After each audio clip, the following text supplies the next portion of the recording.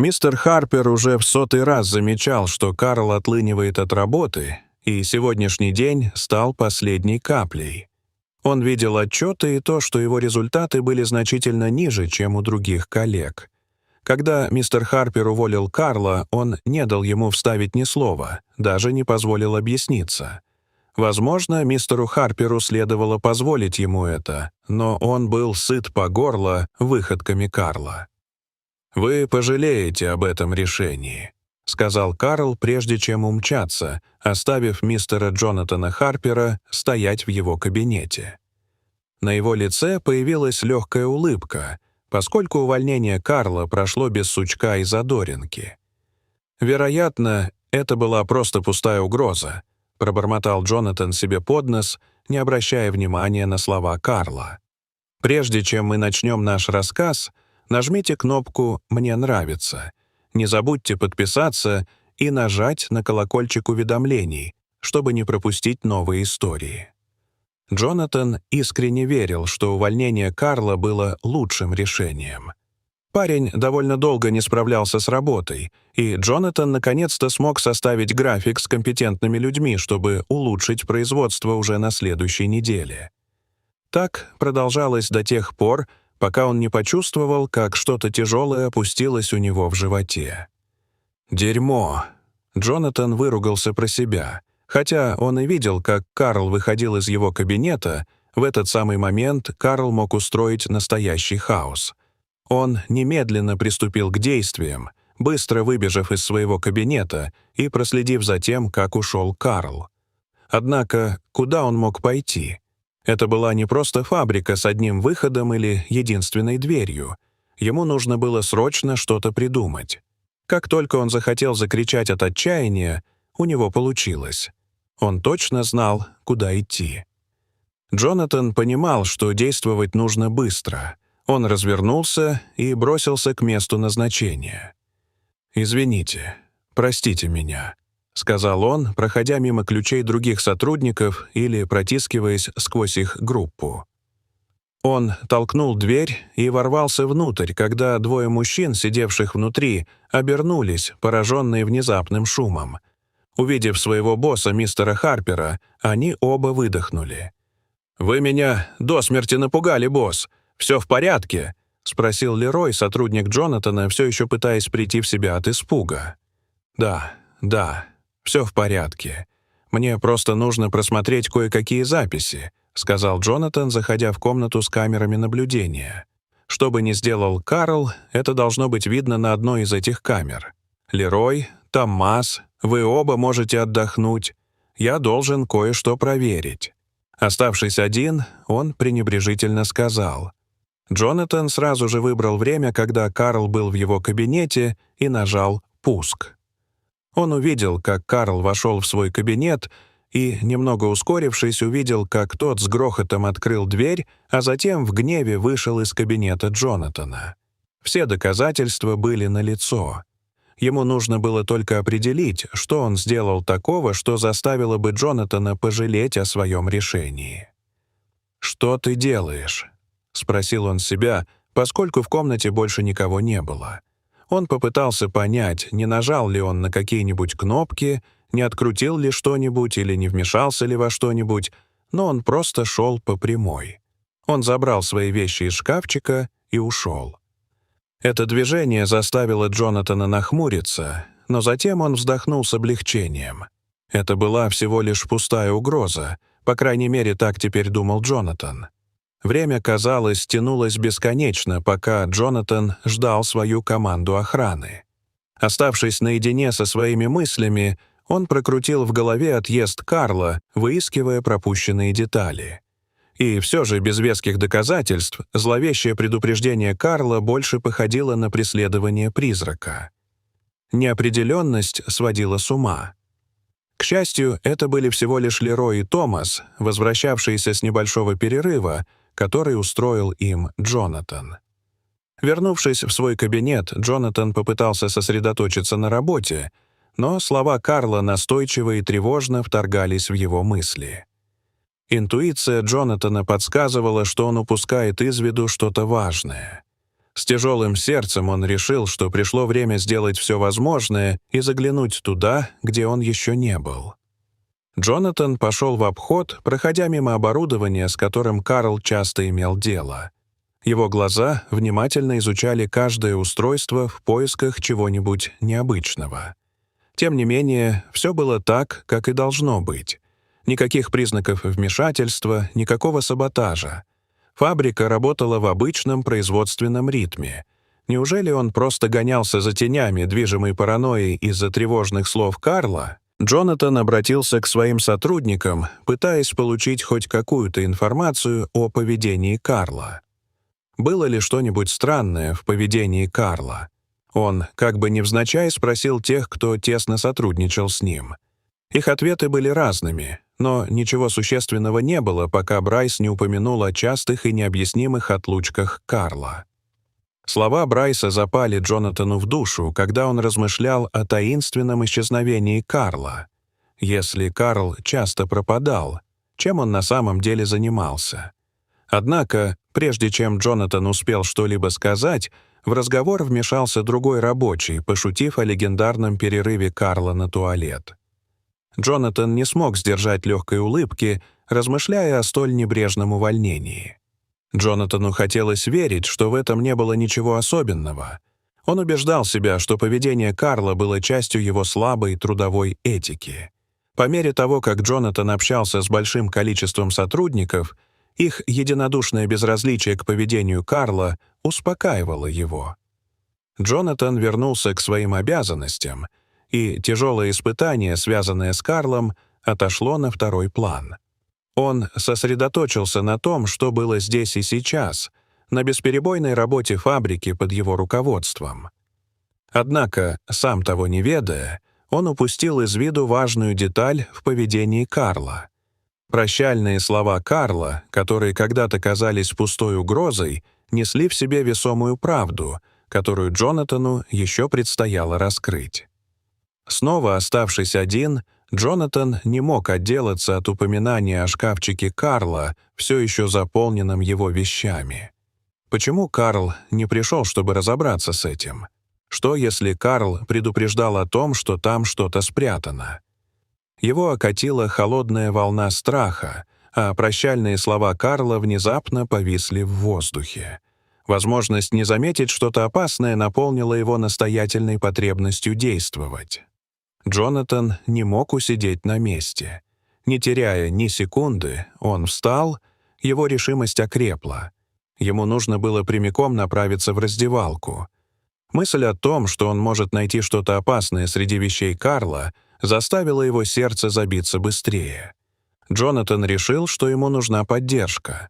Он пошел в комнату охраны и нашел Томаса.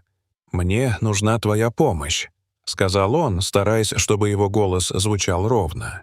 Пока они шли в раздевалку, Джонатан рассказал о тревожных словах Карла на прощание и о своем растущем чувстве неловкости. Томас, посерьезнев, предложил: «Может, стоит вызвать полицию, если это опасно?» Джонатан поколебался, но покачал головой. «Давайте сначала посмотрим, что мы найдем». В раздевалке царила оживленная суета.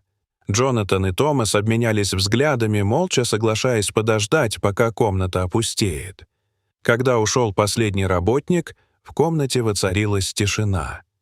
Рука Джонатана дрожала, когда он потянулся за ключом. У шкафчика Карла Джонатан передал ключ Томасу. Томас поколебался, но по настоянию Джонатана повернул ее. Замок громко щелкнул, и дверь распахнулась. Внутри были личные вещи Карла и принадлежности, связанные с работой, на первый взгляд, обычная коллекция. Джонатан подумал, что нужно поскорее убрать это, но его внимание привлек резкий вдох Томаса. «Это мои часы! Я потерял их месяц назад!» Томас воскликнул с удивлением и облегчением в голосе. Джонатан выдохнул, хотя и не осознавал, что задерживал дыхание. Напряжение спало, и они почувствовали ошеломляющее облегчение. В конце концов, в шкафчике Карла, похоже, не было никаких темных тайн. Они продолжили поиски и нашли странные предметы, которые, казалось, не принадлежали никому из работников фабрики. Несмотря на любопытство, ничто не говорило об опасности. Среди вещей Карла Джонатан нашел бутылки со сложными этикетками, возможно, с химикатами.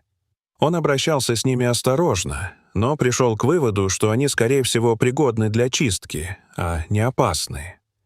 После тщательного обыска Джонатан и Томас сложили все обратно и заперли шкафчик. О чем бы ни предупреждал Карл, это оказалось не таким страшным, как могло показаться на первый взгляд. Джонатан поблагодарил Томаса за помощь, и они расстались. Вернувшись в свой кабинет, Джонатан взял телефон и набрал номер Карла, надеясь, что тот ответит. Он сразу переключился на голосовую почту. Расстроенный, он постучал по столу, затем попробовал еще раз, но результат был тот же. Решив применить другой подход, он составил электронное письмо, в котором изложил находки из шкафчика Карла и выдвинул ультиматум — убрать его к концу недели или отвечать за последствия. Ответ Карла последовал незамедлительно. «Я уезжаю из города на 10 дней». «Не трогай шкафчик», — гласила надпись. Первоначальное удовлетворение Джонатана сменилось гневом. Как Карл смеет диктовать условия издалека? Однако чутье не позволило ему действовать назло. Прощальное предупреждение Карла не выходило у него из головы, заставляя сдерживать гнев. Прошла неделя, а шкафчик так и остался нетронутым. Затем посыпались жалобы на неисправность оборудования. У Джонатана внутри все сжалось, когда он понял, что это была машина, которой управлял Карл. Решив выяснить причину, он осмотрел ее, но не обнаружил никаких очевидных неисправностей. Зловещие слова Карла прокручивались у него в голове, усиливая подозрения. Он решил продолжить расследование и направился в подсоединенную камеру хранения. Как только он отпер камеру, его обдало невыносимым зловонием, от которого у него заслезились глаза. Внутри он заметил выпирающие белые наросты, прилипшие к стенам. Сопровождавшие его рабочие отшатнулись, кашляя и давясь. Одного из них вырвало, что усугубило хаос. Джонатан захлопнул дверь, проклиная Карла про себя, убежденный, что именно он стоит за этим кошмаром. Вернувшись в свой офис, Джонатан позвонил в полицию, требуя принять меры против Карла. Однако, не имея конкретных доказательств, они отказались вмешиваться. Разъяренный, он мерил шагами свой кабинет, неоднократно звоня Карлу, но все попытки заканчивались голосовой почтой. Молчание только усилило его гнев. Тем временем ситуация ухудшилась. Зловоние проникло на фабрику, нарушая работу и замедляя работу машин. Производительность резко упала, поскольку сотрудники изо всех сил пытались справиться с невыносимыми условиями. Осознав серьезность ситуации, Джонатан неохотно принял решение временно закрыть фабрику. Это был болезненный, но необходимый шаг, чтобы справиться с хаосом и сохранить все доказательства предполагаемого саботажа Карла. Теперь Джонатану оставалось только ждать, и его разочарование росло, пока он планировал свой следующий шаг. Карл должен был вернуться через 3 дня, и Джонатан поклялся добиться ответов и справедливости. В понедельник Джонатан и небольшая группа доверенных сотрудников, включая Томаса, собрались у входа на фабрику. Атмосфера была напряженной, насыщенной ожиданиями реакции Карла на хаос прошлой недели. Когда подъехала машина Карла, он вышел из нее. На его лице было написано замешательство от необычной встречи. Но когда он встретился взглядом с Джонатаном, его осенило, и самодовольная ухмылка расплылась по его лицу, разжигая гнев Джонатана. «Это твоя вина!» — взорвался Джонатан, указывая на притихшую фабрику. «Вы устроили нам саботаж! Мне пришлось все закрыть из-за вашего бардака!» Карл, защищаясь, поднял руки, отрицая свою вину. Его спокойное поведение застало Джонатана врасплох, когда он объяснил, что произошло недоразумение. Карл рассказал, что несколько месяцев назад он обнаружил в своей машине быстро распространяющуюся плесень, угрожающую безопасности фабрики. Он пытался справиться с этим незаметно, используя химикаты, хранившиеся в его шкафчике, но его усилия отнимали все рабочее время, в результате чего его производительность падала. «Я не хотел сеять панику, и каждый раз, когда я пытался поговорить с тобой, ты был слишком занят», — сказал Карл. Джонатан почувствовал укол вины, когда Карл объяснил, как он в одиночку боролся с плесенью. Джонатан понял, что поторопился с выводами.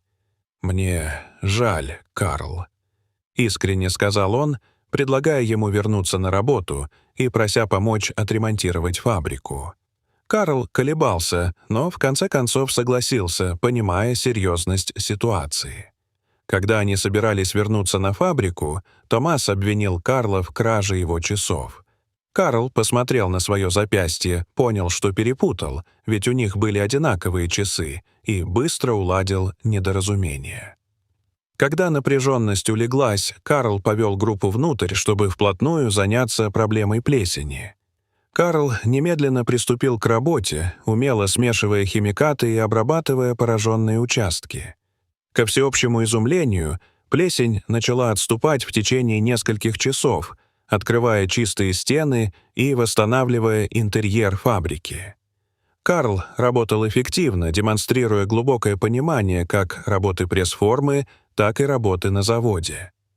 Взяв пресс-форму под контроль, Карл обратил свое внимание на неисправное оборудование.